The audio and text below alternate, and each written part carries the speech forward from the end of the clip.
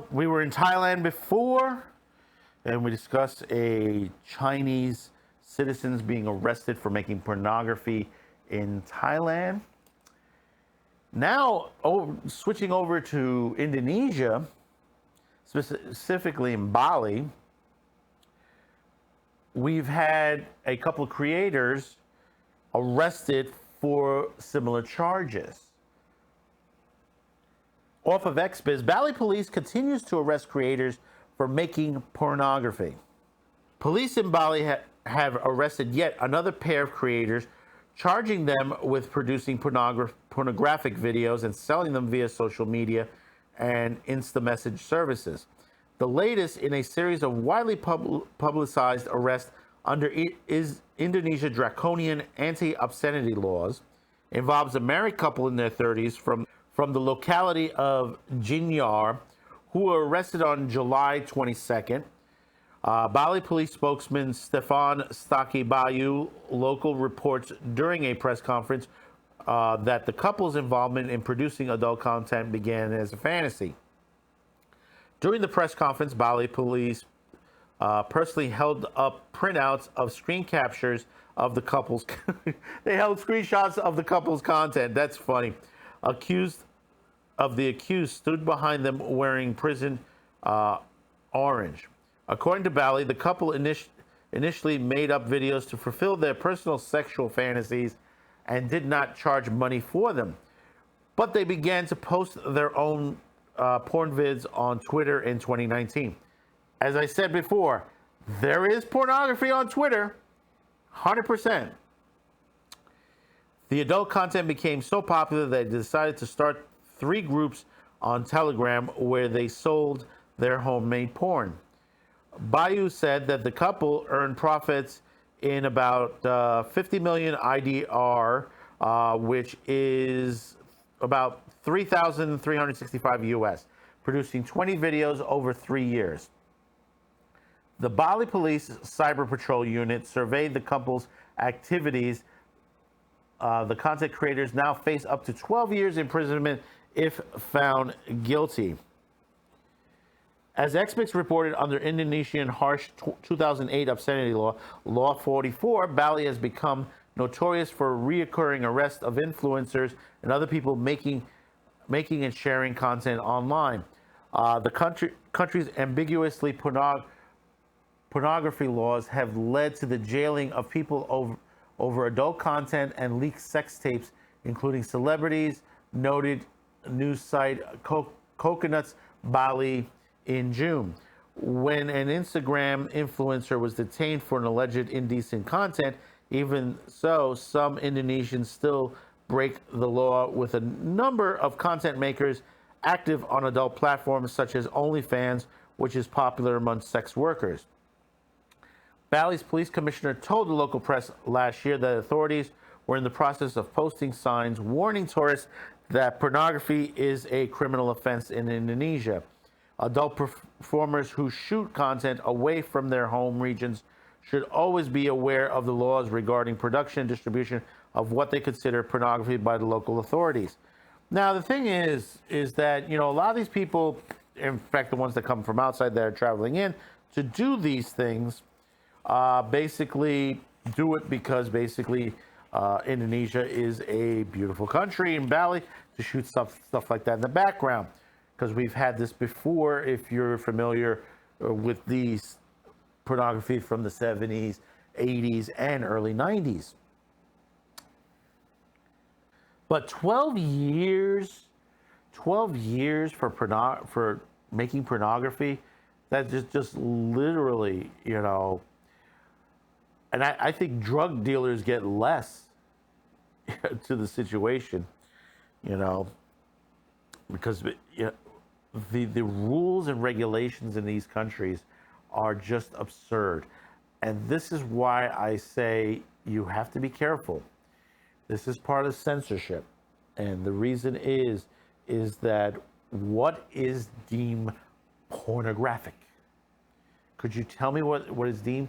The people that are the arbiters of these laws, and they created these laws, and they put what is considered pornography, You may not consider pornographic. Now, in this particular case, yeah, it was pornography that they were doing.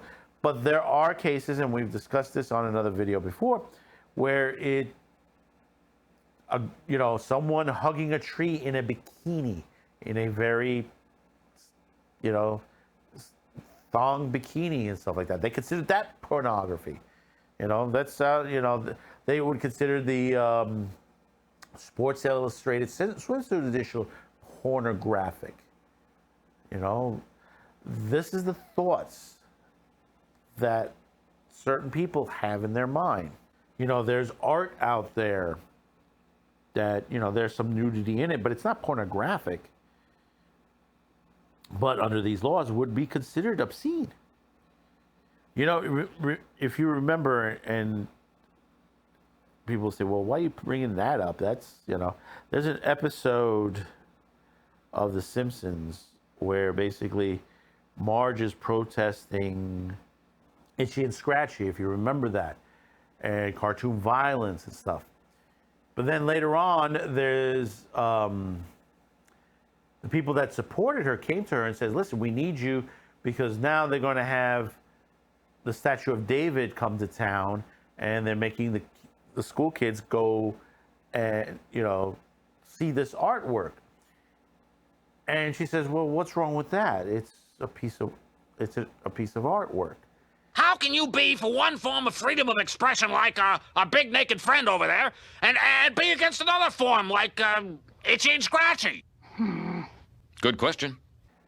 And, and they criticize Marge and say, see, look, she's only, she only cares about this and not about that. But see, that's the mentality that some of these people have. These are the new Puritans. This has been going on for quite some time now. And a lot of these people want to grab hold political control, government control over you. And the thing about it is, they said, well, we're here in the U.S. That's not going to happen here. It's quietly happening here. And people don't realize that, November's around the corner. Be aware who you're voting for. Look at what's going on today. Look at, what people are trying to push out now. And they're trying to, and this happens every year during election year. You notice they try to serve up everything, create boogeymen that don't exist. It says, well, we did this for you. We're giving you a pass on your college tuition. That you owe. But what about the people that worked hard and paid for it? Are you going to give their money back? No. See, the thing, this is the thoughts and processes in your mind, in these people's minds, that they think that they can get your vote by just doing one particular, what they think is a good deed. Think about what they've done their entire political career. And you got to remember, a lot of these politicians that are going back to be elected have been at their position for decades. Here in New York, Jerry Nadler. That guy. That big, heavy guy. Goes around, his pants is above his waist and stuff like that. He's been around for a long time. Same thing like Nancy Pelosi and many others that we need to get rid of out of office. We need fresh blood, and we need people that basically are going to do their job. Politicians work for the people, not against the people. They work for us. We are the employer. They're the employee. And when people take that to heart and understand that, we put them in these positions there. We've paid for their campaigns. We voted for them. Now they need to do the job that they were sent to Washington to do. Not to create laws that will violate our rights. And this is what happened in Thailand. This is what's happened in Indonesia, in Russia, in Australia, in many countries.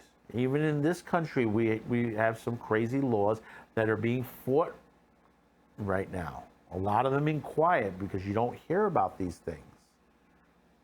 You know, they're trying to get IPs, companies like Verizon and AT&T to block certain websites.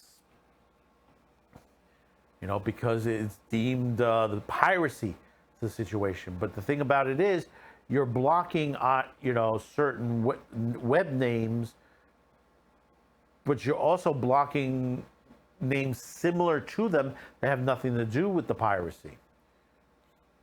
See, people get caught up onto that situation. They think that they're doing good, but they're not.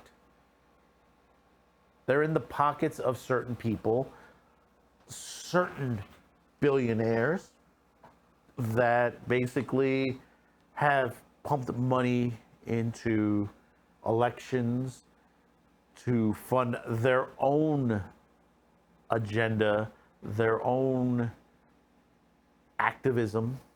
We've seen that, and we've seen that in New York. I'll tell you, here in New York, we have that bail reform bill. You know, that bail reform bill that basically has put back criminals back on the street. You know, they've turned back the clock to the 1970s and 80s again. People are afraid to go be on the streets at night, or even during the day. You know, they have to watch over their shoulder. My wife walks out every day to work. I tell her, dear, pay attention around you and who's around you. You know, if there's a lot of people, you know, walk to the other side and just, you know, if you're waiting for a bus, be careful. These are the things that are important. And when you see that they, you know, people are being arrested for the content they create, we need to look at why. Why do you think that? They shouldn't be.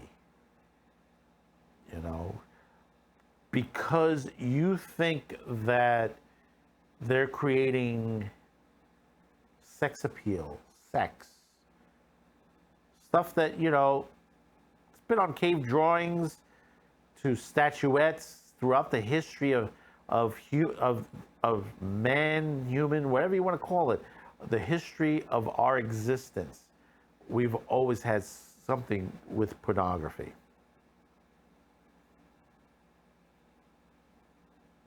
But the thing about it is, it always starts with pornography. When it comes to censorship, to socialism, communism, because they start with the thing and says, oh, this is bad. And then when they're finished with that, they'll go after another one. And this is why I brought up the Simpsons things. They went after the cartoon for cartoon violence. Then they went after a famous work of art. How long before they get to the museums? How long before you see something out of the Middle East, when you saw during the Iraq situations where they were going into museums, and we're talking the terrorists, the extremists, and destroying history. And you say, well, that can never happen here. So we're already doing that here by pulling down the statues of Washington and Lincoln and Civil War flags and statues, and claiming, you know, they you know, that, oh, they were slave owners and they were racists. Think about that for a minute. Put that in your mind and think about what's going on overseas. And put your thoughts in the comments below and let me know your thoughts on censorship.